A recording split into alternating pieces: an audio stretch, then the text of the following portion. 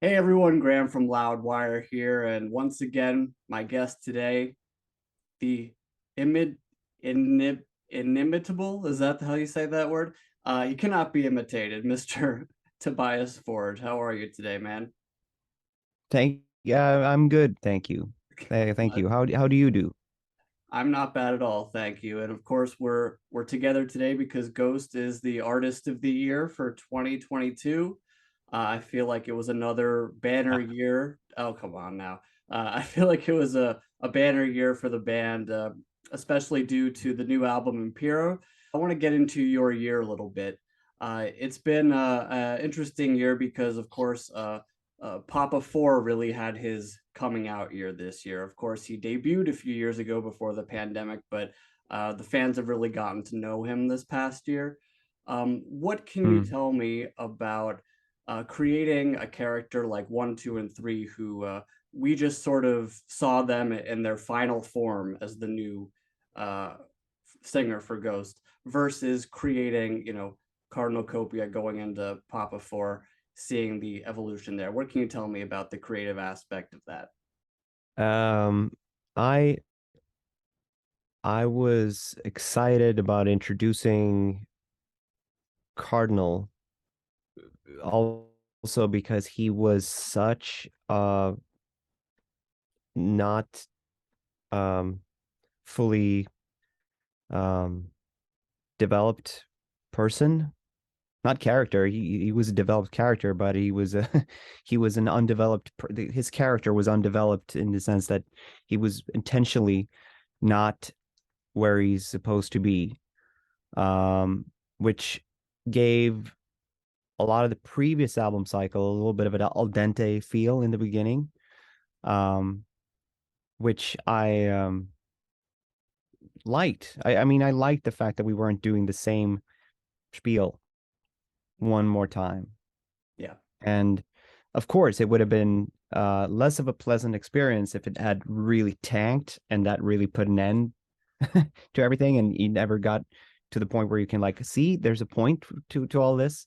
But as it worked now, when we're years into that character, and we're slowly sort of seeing the end of that, it feels like a great circle.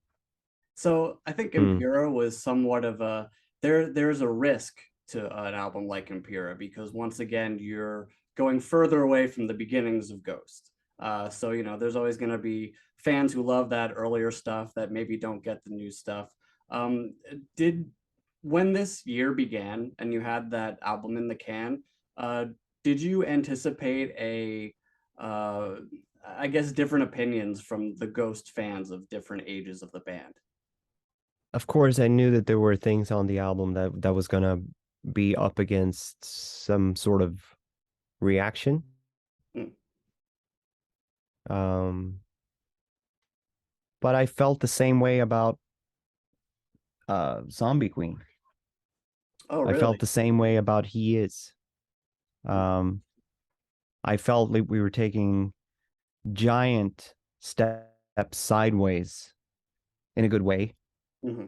already on the second record, intentionally because I didn't want to repeat Opus Eponymous. Which is not to say that I don't like it or I don't stand for it. It just means that I knew already in 2010, as there was this big hype about the record and things were starting to move. It's really important now that the next album is not just a repetition of this.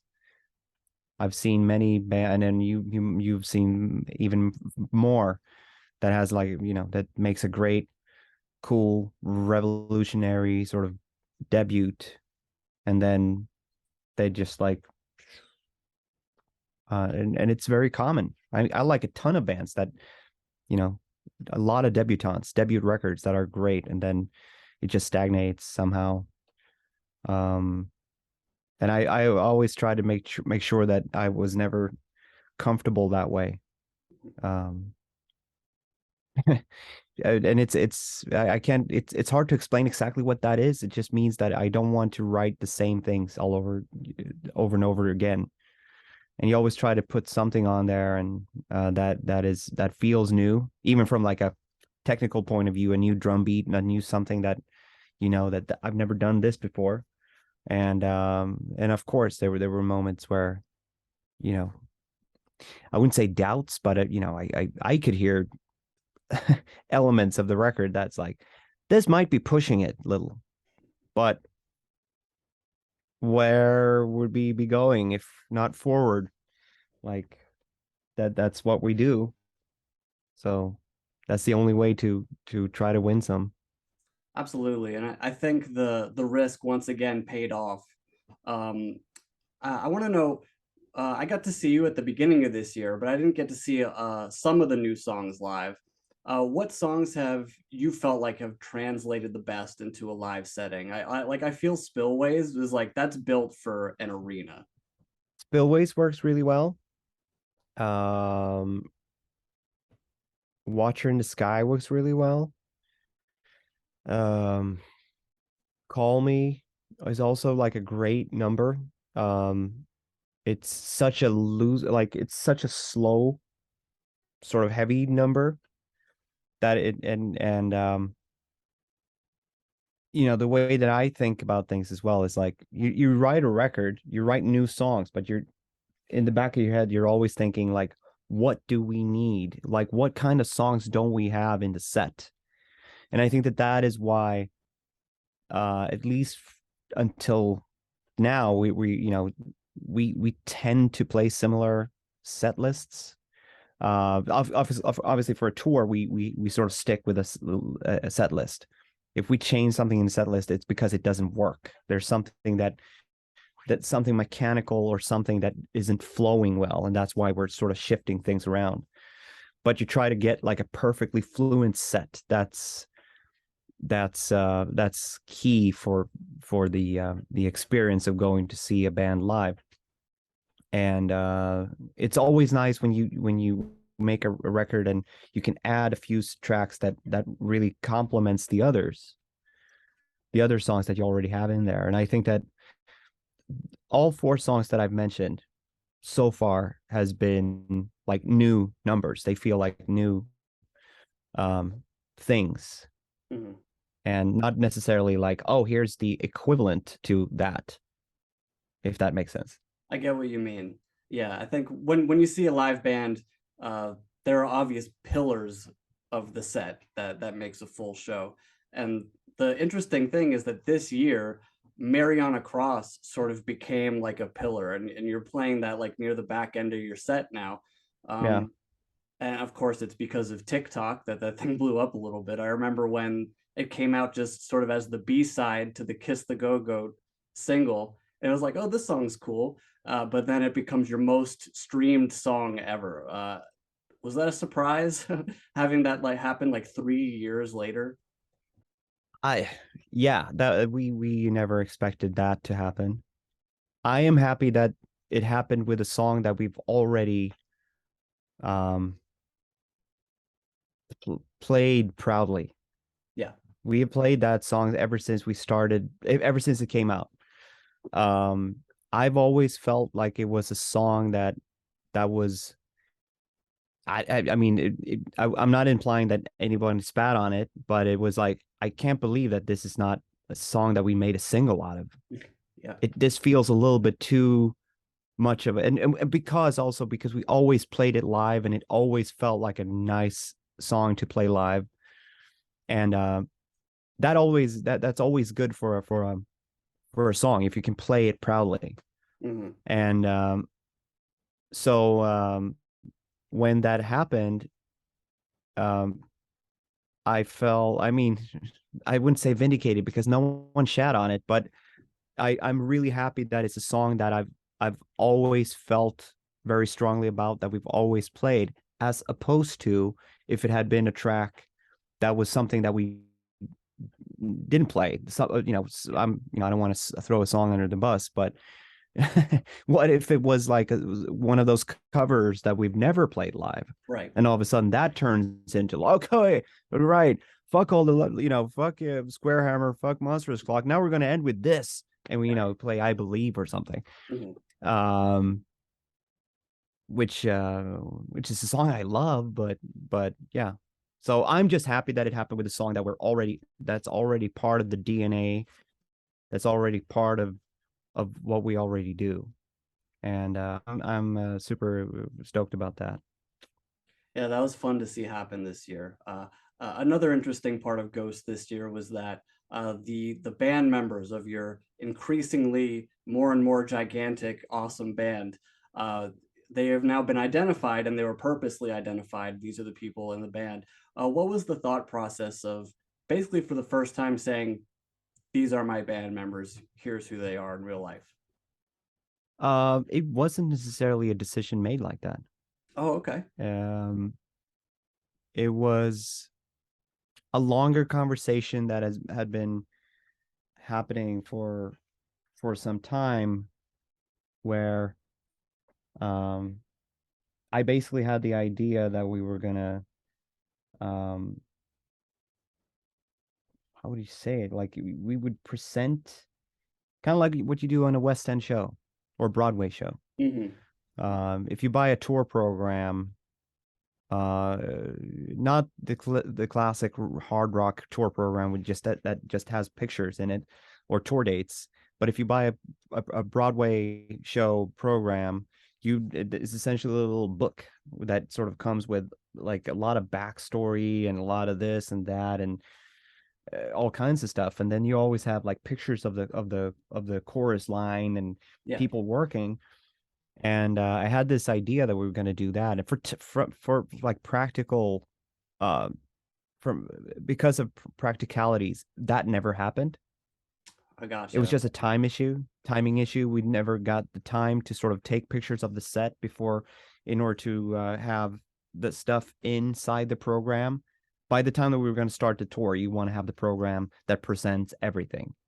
Um, and without going into the realm of talking about how hard things are now, pre or past post COVID, to sort of get shit done, it had to do with that. It was just like too difficult to get it done.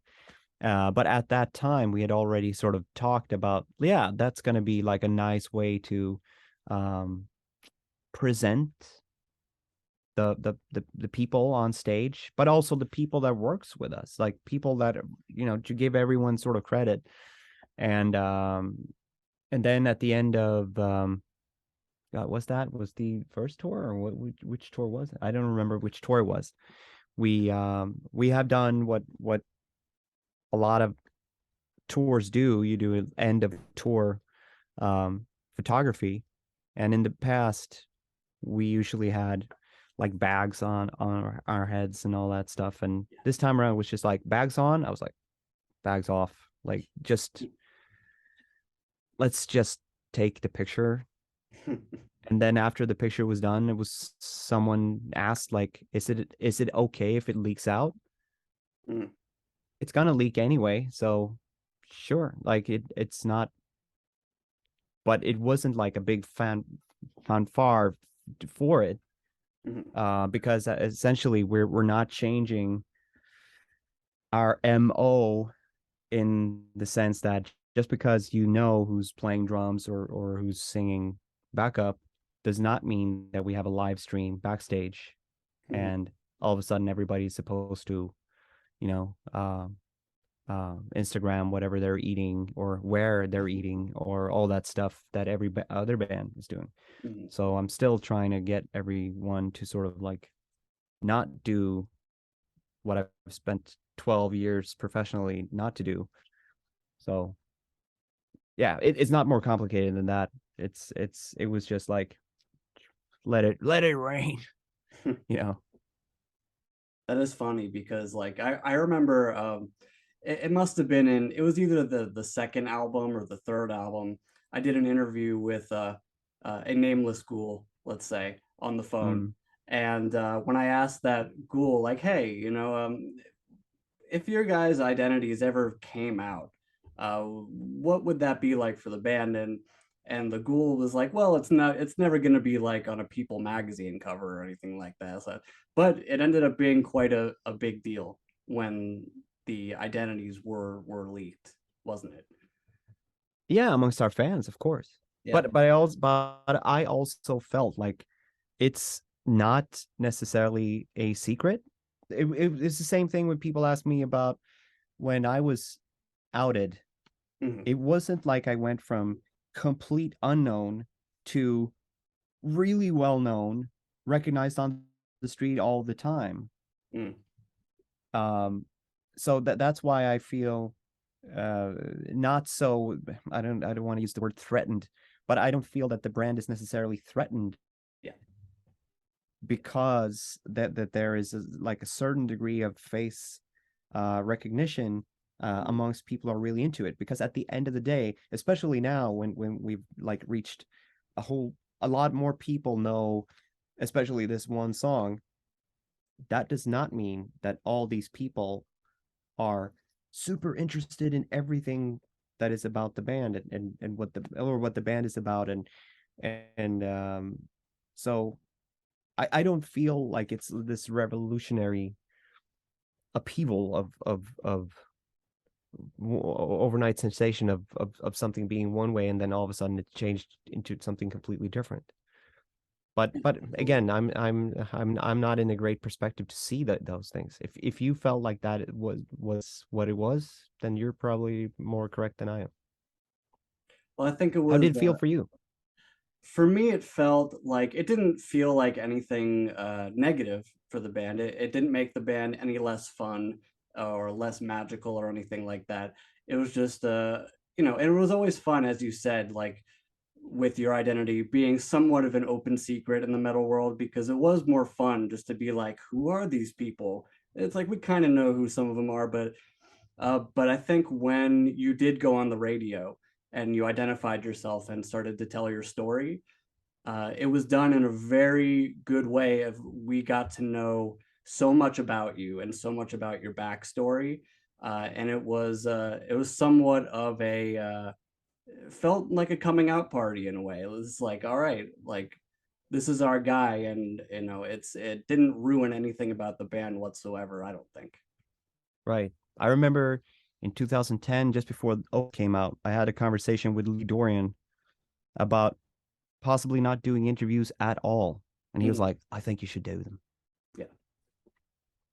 And ever since, it's just been a struggle trying to find the way to do them. No, I feel like it's what I back then was like I just want people to focus on the art, like the songs then and the what we're trying to present. And nowadays I feel like I will never be able to personally match what Ghost is anyway. Mm.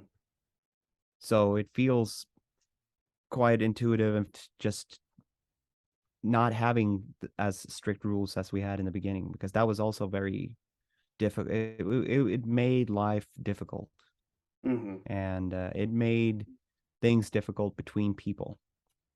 It's kind of unintuitive for people. I mean, I'm also a musician, and I'm as much of an exhibitionist as anyone who's put on an instrument or sat behind the drums or grabbed a microphone. You want to be seen. You want to get that appreciation and all that. So who am I to like tell someone that that is a bad thing? If the Opus had tanked and or we have tanked after that, yeah, it would be easy to sort of keep it under wraps. Yeah. But since we're trying to get bigger and bigger, it sort of defies the idea of keeping everything smaller and smaller in terms of recognition. A few years ago, you talked about your need as a musician to kind of go back into death metal a little bit, or just at least make some sort of death metal thing.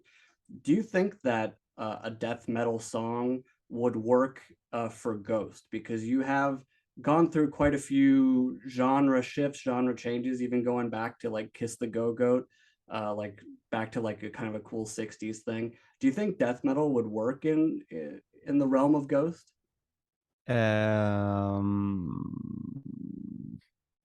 No, I don't think so. Okay.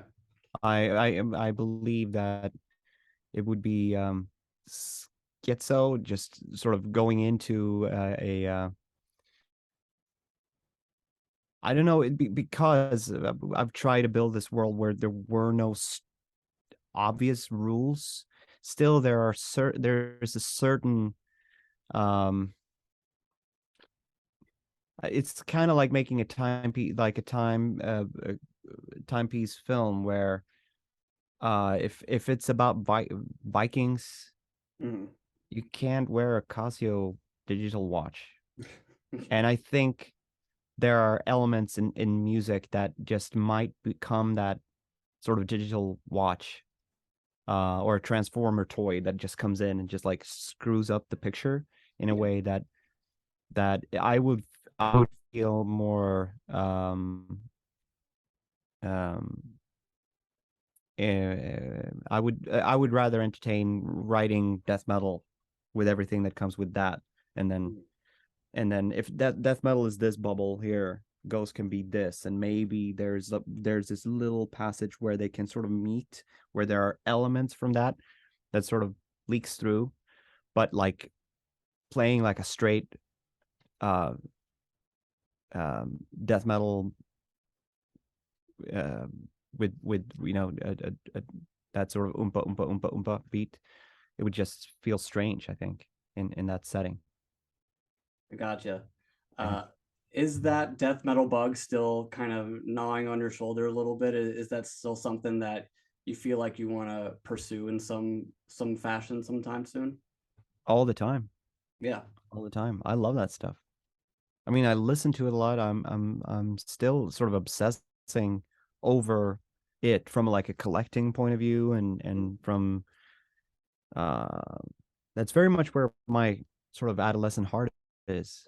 Mm, I grew up with a lot of music, but my adolescence was completely immersed, completely swamped with those with that impression. I still get the same kick of the things that I liked as a um not even a teenager. I said like an 11-year, 12-year-old, when I sort of really started listening to that, and when death metal was this um really dangerous um animal that you could just go to this one store mm, to find. yeah. And yeah, and I'm still sort of chasing that. I have my safe spot in inside where all that is, and it's, of course, it's materialized in a lot of physical things that I'm collecting, but I still feel that sort of urge to, in some way or form, partake in it. Um, but I don't know if that, in what form it will materialize. And I think that there's another conflict, um, is that uh, since I never really did it professionally, Hmm. or let's be real, I never did it professionally. It was very unprofessional in every way. That is not exactly what I want to do.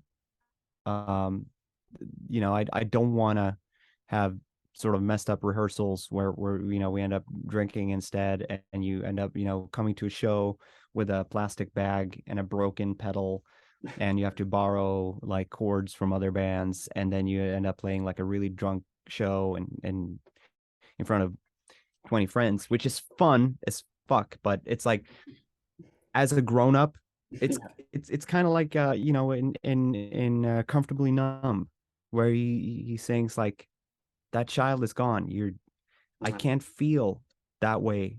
I can't paraphrase what he's singing in that, but he says it in such a great way, where it's there, but you cannot, it will never feel the same. You can never be re-virginized for real, you know. for sure. And but I live on hope. So Yeah. I think that there will be a time for that rockage too, but it will not necessarily be like the way it was. It's been amazing to watch the growing expansion of Ghost since the first record, and now in a position where you're playing arenas regularly and you have like more Spotify monthly listeners than bands like Slipknot and Rammstein. I know that you conceptualize Ghost uh, quite um, ahead of time. I know you kind of know what your next steps are going to be. I don't want to ask what those steps are, but how big in your mind do you see Ghost becoming? Is that a weird question to ask? But in your imagination, what's that next big level going to look like? I wish that we would at some point come to a position, a level where we could do outdoor shows with full production. If you do like a tour that is built to be outside, Hmm. that is where you can really take charge of real estate and build things and invest in a show that just like, and Rammstein obviously is the perfect example of exactly just that. They've taken, if you look at a show that they did in 1995, it's basically the same gags. They're doing the same things. It's just magnified and just placed out in this huge field, and I think that I think that Ghost could do that, something that would be really different. But in order to make that happen, you need to be ex you need to be able to sell a lot of tickets everywhere. Hmm. Otherwise, it costs so much to make that show that you cannot just do it once. You cannot do it twice. You cannot do 10 times. You need to do it so many times, and it takes such a long time to recover that money because you're literally burning money. Hmm. So that would be my like long term uh like goal to at some point it would be really fun to explore that outside thing. However, um as a control um freak, I'm also very fond of the controlled environment of the arenas. Arenas you can, and we're still building on that. We still have a lot of ground to cover there. I think that we got better on this tour cycle. We started doing arenas on one, but our show got better, and we're working on a few amendments that is going to make the show next year also a little bit more fitting. I think the band is doing really well in arena, but I think production wise, we're still sort of like building things and making things to sort of reach out to people in a way that we haven't been able to. So we still have a lot of ground to cover there, and let alone you have to be able to stay there. It's not Yes. to be taken for granted. Oh, we're an arena band now. We're gonna be that forever. You have to keep entertaining people and making them feel great about coming to your shows and on some snowy Hmm. parking lot somewhere and all that stuff. So yeah, I have a lot of dreams and ideas and things that I want to do. My to-do list is very long, um, but it's also about maintenance, like Yeah. just trying to keep everyone enthusiastic and keep everything unreal and real at the same time and exciting. And that is also a trick. That's also a job to keep focused and keep everyone else focused. Yeah. It is And then it something helps with the TikTok hit that that sort of yeah. does the job for you. Yes, thank you, TikTok, for that little boost. Tobias, thank you Yep. so much for your time today, and thank you for talking to me. And can't wait to see what's next, man. Thank you so much. Thank you.